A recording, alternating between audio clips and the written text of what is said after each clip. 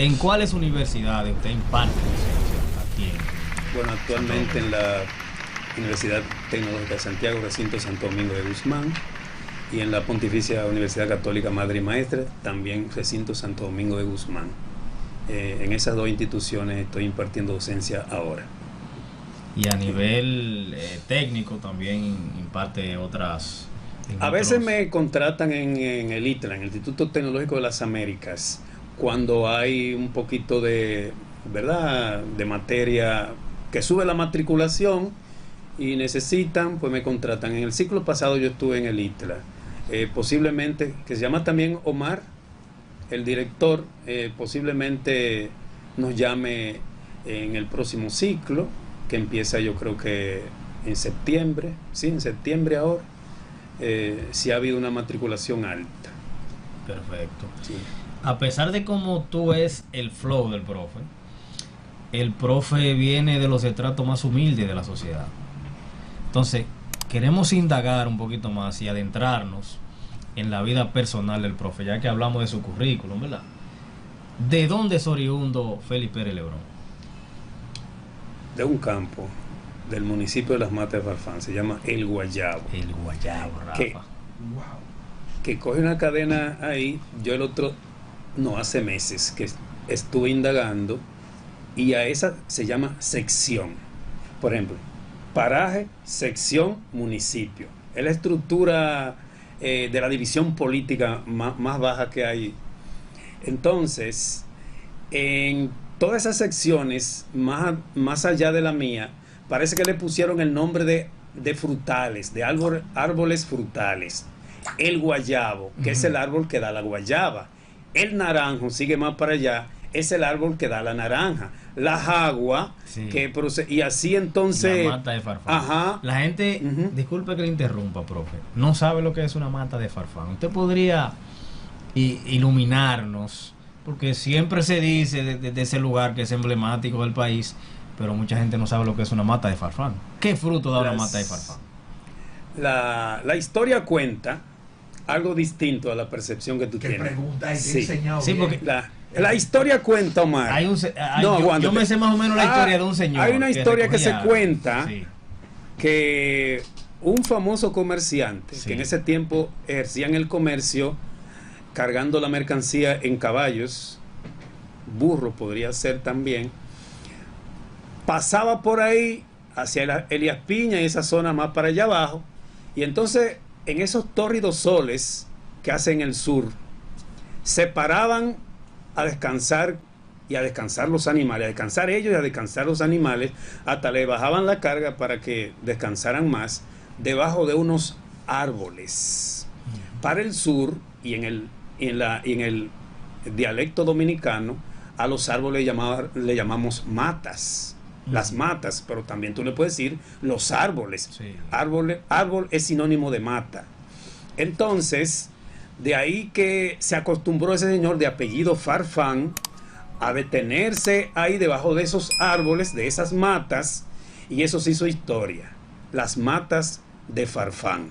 Esas matas donde se detenía ese señor de apellido Farfán a hacer descansar sus animales en ese recorrido de comercio que hacía. O sea, que la mata de farfán no da ningún fruto. No es mata que produce fruto. Son las matas de Farfán en donde él se detenía a que descansaran sus animales, que lo usaba como medio de transporte de sus mercancías. Pero en esa área, ¿qué árboles hay ahí? Por ejemplo, en esa área. Hay varias matas centenarias, por ejemplo, sí. Tendría tú que ir exactamente al pasar por las matas, no sé si ha pasado por allá. Sí. Hay unos árboles viejísimos ahí que yo creo que hasta pinos hay y caoba, de esos árboles tradicionales que habían, y entonces esa frondosidad le proyectaba la sombra, y generalmente en esos soles bien tórridos, como te digo, había que como coger un chin de sombra para refrescarse un poco. Y así lo hacían. Pero todavía hay árboles de esos por allá que ahora Centenario, mismo, sí, Profe, en el parque. ¿Qué otra anécdota usted se recuerda así de nombres, frases de la República Dominicana? Por ejemplo, yo me sé O de su localidad para allá. Ajá, por ejemplo, la de los gringos, que era que los dominicanos, gringo, y le pusieron gringo. Sí. ¿Usted conoce otra anécdota así? La o del de- mangú, por ejemplo. La del Anécdota del mangú, del merengue, todo. Si nos vamos a esa, bueno, hay una muy famosa, Vamos a ver. pariguayo. Ujú. Pariguayo es una derivación de dos palabras en inglés. Pariwash, pariwash, que es fiesta y observar. En ese tiempo, el que iba a una fiesta solamente a observar, se decía, ese es un pariwash. Es decir, Ok. que va solamente a la fiesta a observar. A ver. Y de ahí quedó la palabra pariguayo. Ok. Sí, que es un estilo de pariguayo, porque aquí tú vas a una fiesta Si no a baila, pararte no bebe ahí ni nada. pendejamente, sin tener que hacer nada, no baila, no es, porque a la fiesta se va para integrarse a la ¿Qué fiesta. otra, ¿sí? qué otra que no se acuerda? Así, otra frase, un término dominicano, una provincia, como la banda de Farfán, eso me dejó a mí, y lo de pariguayo. Sí. Bueno, ¿Qué bueno. otra más? Bueno, hay mucha, en ese sentido de las palabras que son como acomodaciones de extranjerismos. Toda palabra que viene de otro idioma es un extranjerismo. Por ejemplo, ya aquí se deformó la palabra watchman, hombre vigilador u observador. Lo que ya se dominicanizó y se dice guachimán. Guachimán. Ese otro, guachimán, que es de watchman, hombre que vigila o que observa, ¿verdad? Que hace seguridad. Todo eso porque la lengua, como tú querías decir ahorita, evoluciona, se transforma, es un órgano bien dinámico y pierde y gana palabra y la gente vive cambiando palabra, modificándola, acomodándola a su manera, como decíamos ahorita. De ahí que tú puedes decir vamos para el party y combina entonces una expresión en español y otra en inglés, porque party es una palabra inglesa. Entonces, mira cómo lo pone, vamos para el party, o cualquier otra expresión de esa que podría ser una construcción que hace, sí digo, una construcción que se hace por la necesidad de comunicarte en algún momento hace que tú crees nuevas palabras o que las acomodes. Profesor, Félix Pérez, usted se recuerda, te dijo a mí que usted, la poesía, ¿verdad que sí? Poeta. ¿Usted se recuerda Digo de poesía su aquí. primera, ¿cómo es poesía? Sí. Su primera poesía y qué lo inspiró?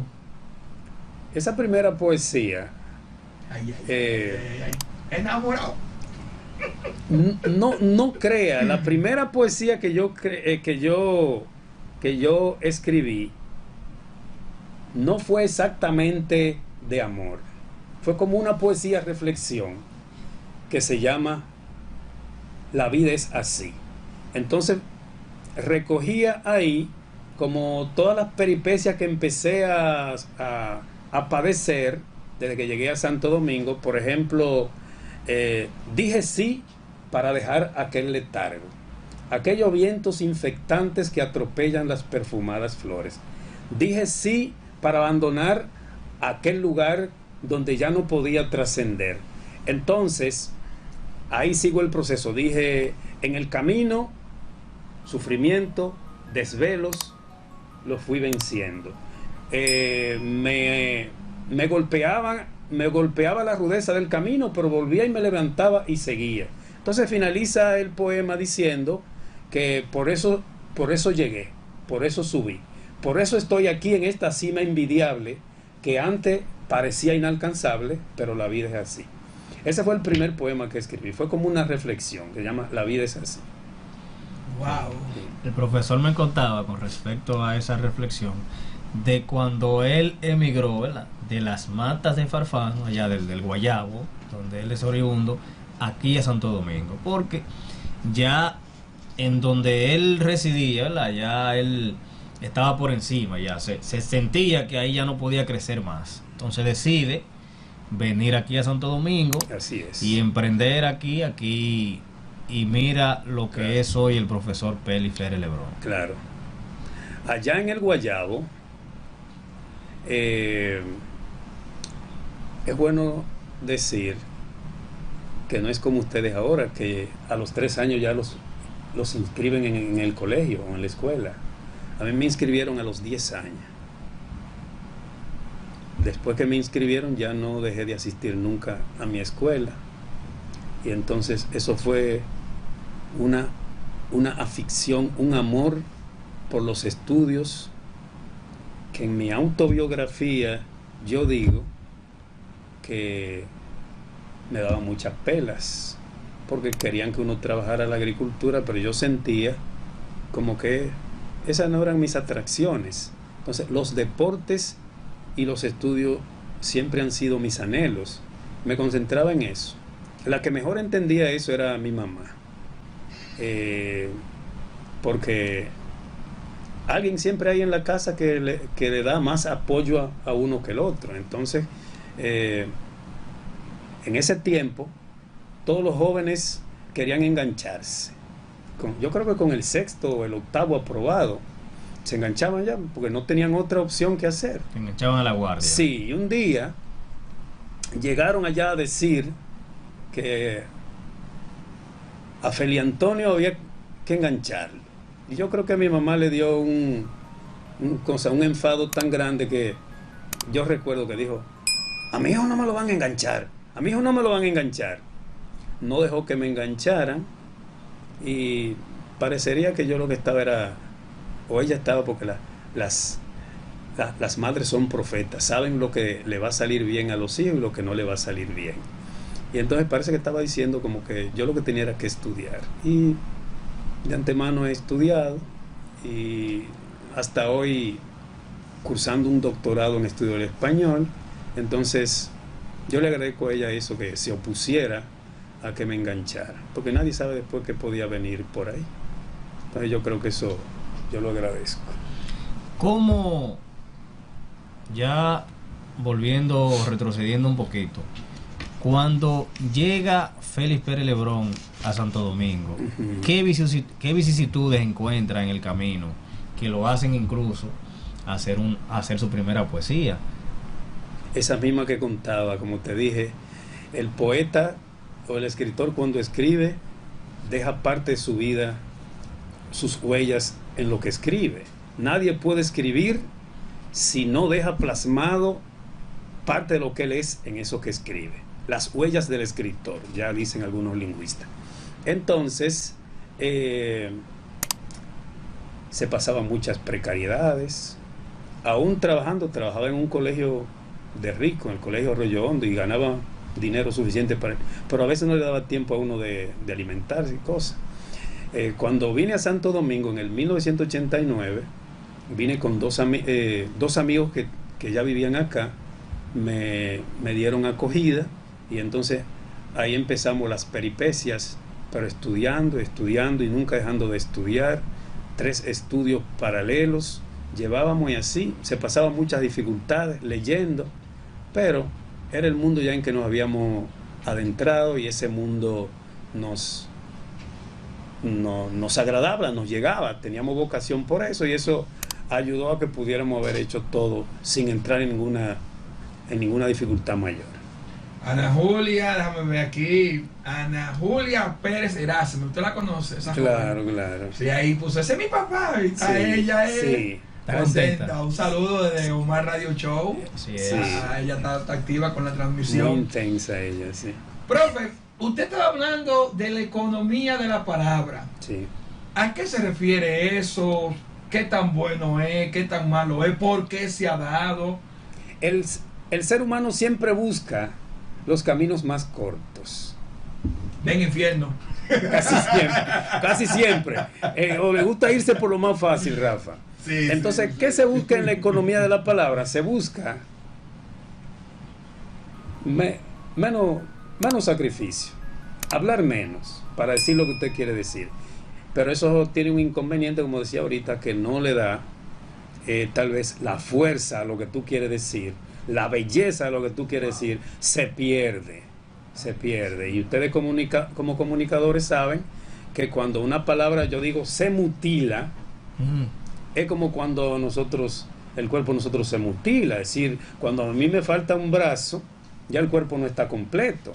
Entonces, cuando tú dices ta, en vez de está, si las palabras pudieran quejarse, dijeran, no, así no me diga, que así no yo soy. Tú tienes que decir está, no me diga ta, porque yo me está quitando 2 letras ahí. Pero ellos no pueden hablar, son insensibles, no pueden, no son seres vivientes, no son seres que sienten nada. Entonces, la gente le gusta estar atropellando las palabras.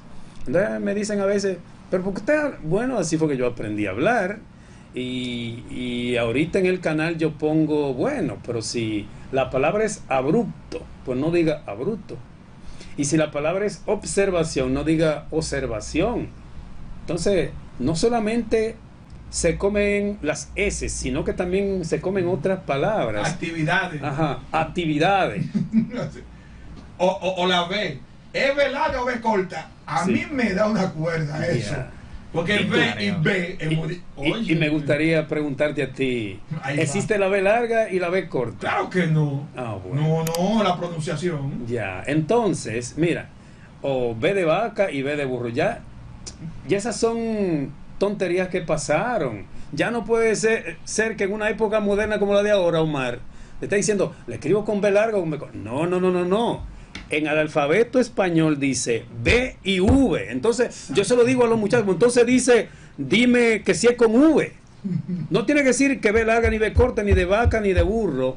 Porque que ya se deben superar esas cosas y decirlo de una manera que diga que sepa, que muestre que ya hemos aprendido un poquito más. Entonces, cuando tú ves en un aula universitaria, es con B corta, yo, ¿no? Ya no diga B corta, dime V. Y dime B y ya, vamos a ir superando. Profesor, es tal. Yo soy profesor igual que usted, solo que lo mío de tecnología. Qué bueno, sí. Y cuando me dice, profesor, con C de casa, eso es otra cuestión. ¿Cuál otra C existe? No, y tú le dices que si la casa compró ninguna S, ninguna C. Mira, yo le digo a los muchachos, no tiene que decir que de casa. Tú lo dijiste perfectamente. No existe otra C. Existe la S. Entonces di S y C y ya. Es un esfuerzo mínimo así para la gente irse superando. Pero como decíamos ahorita, todo lo queremos sencillo, fácil y con menor esfuerzo. Sacrifíquese un poquito y diga C y S, B y V. Y practíquelo, usted verá que no se le va a olvidar jamás. Y ya no va a decir de que B larga y B corta. C de casa y C de sapo. Di que C de sapo, eso no es C. Eso es una S. Yo me quiero morir en ese momento. Yeah. Profesor, usted sabe que el que mucho lee, mucho escribe. Posiblemente. A mí me gusta mucho leer y escribe bien. El que le escribe bien. Ajá, claro. Pues el hecho de que él dice, eso como que no va. Y yo escribo por default. Yo sé que eso no es así. Porque nunca lo he visto escrito así, lo escribo correctamente. Claro. Leo mucho. Claro. Profesor, ¿en qué usted se divierte? ¿Cuál es su recreación? Por ejemplo, a Omar Radio, usted no lo sabía, lo voy a poner aquí a Omar, lo voy a poner públicamente. A Omar le gusta contar dinero.